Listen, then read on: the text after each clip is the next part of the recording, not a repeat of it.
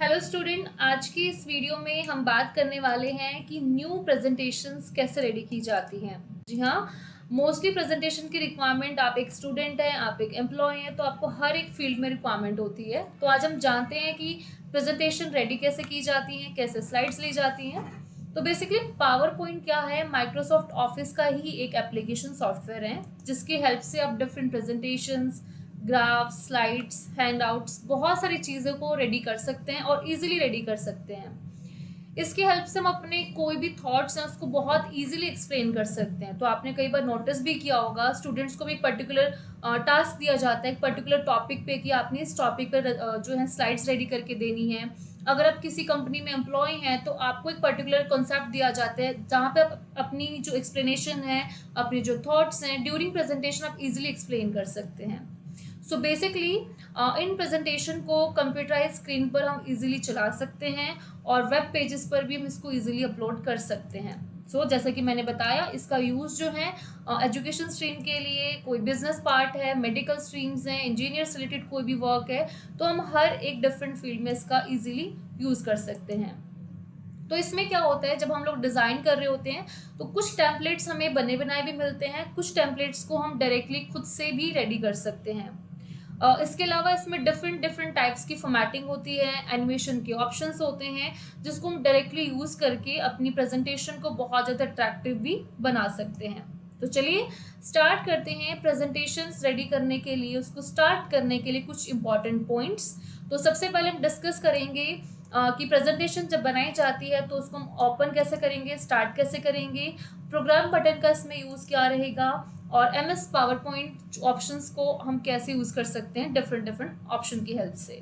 सो practical इस चीज़ को समझ लेते हैं। तो सबसे पहले हम चेक करेंगे कि प्रेजेंटेशन स्लाइड्स को हम लोग ओपन कैसे करेंगे। तो स्क्रीन में आप जब प्रेजेंटेशन का वर्क ओपन करेंगे तो कुछ इस तरह का जो फॉर्मेट है आपको विजिबल हो रहा होगा, जहाँ पर डिफरेंट डिफरेंट टैब्स हैं। होम टैब से हम इसकी स्टार्टिंग करते हैं एंड होम टैब में आपको कुछ इस तरह का इंटरफेस विजिबल हो रहा है, जहाँ पर अपनी जो भी स्लाइड्स हैं हम इसको इजीली क्रिएट कर सकते हैं। बाय डिफ़ॉल्ट हमारे पास एक ही स्लाइड गिवन होती है। अदर स्लाइड्स लेने के लिए आप यहाँ पर यूज़ करेंगे न्यू स्लाइड सेक्शन का। तो आपको इंटरफेस क्लियर हो रहा होगा। जैसे मैं इस पॉइंट पे क्लिक करती हूँ तो यहाँ पर आप कोई भी टेक्स्ट का कंटेंट टाइप कर सकते हैं। सेकेंड बॉक्स पे क्लिक करेंगे तो यहाँ पर भी सिमिलरली उन कंटेंट को आप इजीली लिख सकते हैं। इन केस आपने जो भी कंटेंट यहाँ पे टाइप किया, फॉर एग्जांपल मैं नॉर्मली ABC यहाँ पे टाइप कर रही हूँ, और इसके ऊपर जो भी फॉर्मेटिंग का काम होगा, फॉर्मेटिंग इसके ऊपर कलर इफेक्ट डिज़ाइन करेंगे, वो हम लोग होम टैब की हेल्प से ही करेंगे। तो चल लेते हैं नेक्स्ट ऑप्शन को हम समझ लेते हैं इसमें। सो प्रेजेंटेशन का जो स्टार्टअप ऑप्शन होता है उसमें कुछ पर्टिकुलर पॉइंट्स हैं, जिसमें जो फर्स्ट पॉइंट आपको दे रखा होता है ऑटो कंटेंट विजार्ड का, जिसमें आपको स्लाइड बनाने के लिए हेल्प मिलती है, क्योंकि इसमें आपके पास ऑलरेडी बने बनाए कुछ स्लाइड्स दे रखे होते हैं, जिससे आपको एक आइडिया मिल जाता है। कुछ डाटा रेडी करना है, कोई मार्केटिंग के लिए आपने कोई स्लाइड बनानी है, या कंपनी की कोई रिपोर्ट रेडी करनी है, तो इस तरह के टास्क के लिए आपको आइडिया मिल जाता है कि उस तरह की स्लाइड्स जो होंगी हम लोग वो कैसे रेडी करेंगे। जिसमें फर्स्ट सेक्शन जो आपको दिया होता है वो रहता है डिज़ाइन टेम्पलेट। जी हाँ, डिज़ाइन टेम्पलेट जैसे कि नाम से पता चल रहा है, इसमें बेसिकली आप लोग कलर, डिज़ाइन, लेआउट जो भी रहता है, फ़ॉन्ट सेटअप वगैरह हो गया है ना, तो ये सारी चीज़ें हम लोग इजीली इसमें अप्लाई कर सकते हैं। सेकंड कैटेगरी इसमें गिवन रहती है ब्लैंक प्रेजेंटेशंस की, यानी कि जब इसमें अगर मुझे खुद से कोई अपना डिज़ाइन रेडी करना है, बना बना डिज़ाइन मुझे नहीं लेना, मेरे माइंड में कोई डिज़ाइन है, हमने उसको ऐड करना है, तो उस सिचुएशन में आप ब्लैंक स्लाइड भी ले सकते हो। जैसे कि मैं प्रैक्टिकल आपको करके दिखाती हूँ इस चीज़ को।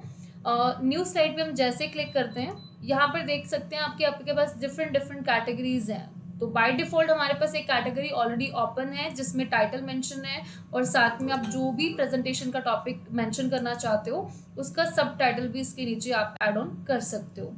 अदरवाइज न्यू स्लाइड पर जाकर आप लोग यहाँ पर डिफरेंट डिफरेंट स्लाइड के कोई भी फॉर्मेट को इजीली पिक कर सकते हो। फॉर एग्जांपल मुझे डिज़ाइन खुद से रेडी करना है, दैट्स वाई मैंने यहाँ पर ब्लैंक स्लाइड पे जैसे क्लिक किया, नाउ आपके पास जो सेकेंड स्लाइड विजिबल हो रही है वो एक ब्लैंक स्लाइड है, जिसमें कुछ भी कंटेंट नहीं दिया हुआ, कोई फॉर्मेट नहीं दे रखा, कोई टेम्पलेट नहीं दे रखा जिसमें आप डिज़ाइन कर सको। यहाँ पे आप जो भी डिज़ाइनिंग करोगे आप अपने हिसाब से कर सकते हो।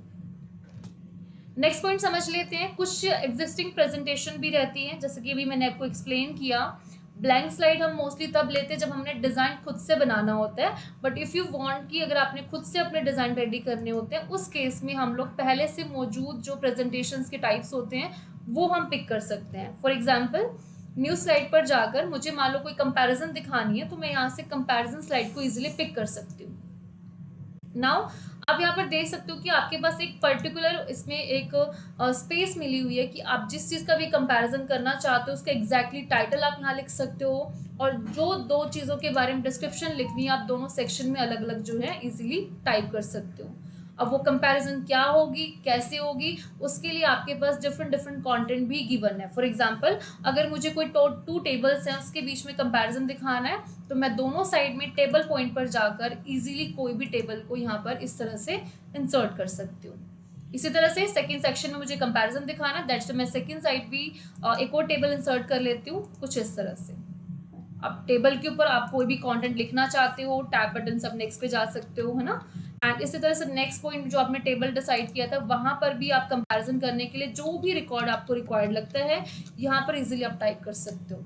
एज वेल फॉर्मेटिंग आपने चेंज करनी है, आपको टेबल का कलर अच्छा नहीं लग रहा, आपको चेंज करना है, थोड़ा इफेक्टिव बनाना है, तो बाय डिफॉल्ट आपके पास डिजाइन और लेआउट सेक्शन गिवन है जहाँ से हम लोग टेबल को भी इजीली स्टाइल कर सकते हैं। फॉर एग्जांपल, मैं थोड़ा सा इसमें फॉर्मेट चेंज कर देती हूँ सो दैट कि यहाँ पर मेरा टेबल जो है थोड़ा सा और ज़्यादा इम्प्रेसिव लगे।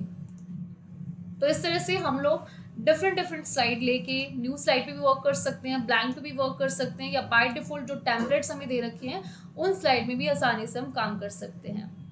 तो चलिए हम सीख लेते हैं लास्ट में कि अगर ब्लैंक स्लाइड लिया हुआ है तो वहां पर हम लोग वर्क कैसे करेंगे, बिकॉज ये तो बिल्कुल ब्लैंक है, यहाँ पे ना तो मैं कोई टेक्स्ट लिख सकती हूँ ना मैं कोई कंटेंट टाइप कर सकती हूँ। तो उस केस में वी हैव अ ऑप्शन कि आप टेक्स्ट लिखने के लिए या तो आप इंसर्ट टैब पे जैसे क्लिक करेंगे, यहाँ पर हमारे पास एक ऑप्शन गिवन है that is called word art.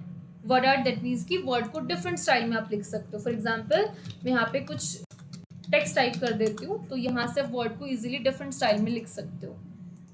Colour change करना है, आपके पास फ़ॉन्ट सेक्शन ऑलरेडी अवेलेबल है होम सेक्शन में, या फिर टेक्स्ट फिल की हेल्प से भी आप इसमें कलर डिज़ाइन ऐड कर सकते हैं लाइक दिस। एंड अगर आपने सिंपल कोई टेक्स्ट टाइप करना है, सिंपल टेक्स्ट टाइप करने के लिए आप सेम इंसर्ट सेक्शन में क्लिक करेंगे और यहाँ पर हम यूज़ कर सकते हैं टेक्स्ट बॉक्स, जिसमें टेक्स्ट लिखने के लिए एक स्पेसिफिक आपके पास एक प्लेस मिल जाती है जहाँ पर हम जो चाहे जिस तरह का टेक्स्ट जो है हम इजीली यहाँ पर टाइप कर सकते हैं। एंड आफ्टर दैट इसके ऊपर फ़ॉन्ट चेंजेस भी हम आराम से इसमें कर सकते हैं लाइक दिस। तो इस तरह से हम कोई भी प्रेजेंटेशन को इजीली क्रिएट कर सकते हैं।